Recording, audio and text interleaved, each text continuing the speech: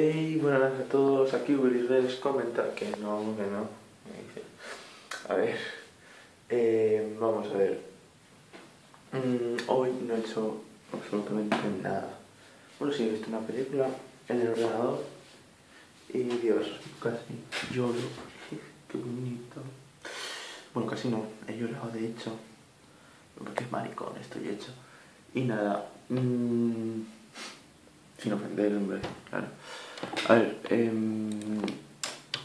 hoy no he hecho nada, pero nada de nada de nada.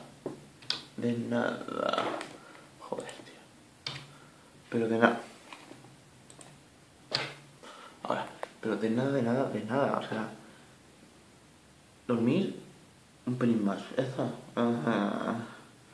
Poco, poco. Y nada, pues vamos a ver qué hago ahora.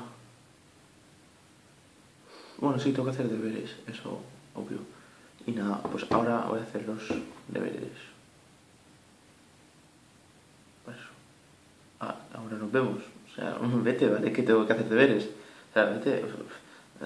Apaga la cámara, el botón, lo que sea, apaga. Ya. Y nada, pues hoy no he hecho gran cosa. Sí, otra vez un vídeo de 2 tomas. Qué poco original. Y lamento. Bueno, espérate, aún no acabamos.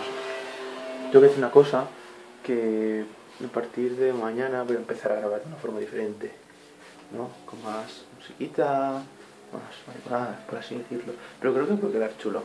Así que, no sé, el martes veréis el vídeo, yo porque, bueno, un día de retraso. Y nada, porque hoy lunes, para vosotros, hoy lunes es domingo. Bueno, ya lo sabéis, coño. Y nada, pues gracias por soportar esta tortura psicológica. Y si os ha gustado, ya sabéis, podéis subir, ahí podéis comentar, dar a like o incluso suscribiros. Y nada, nos vemos mañana. Hasta luego.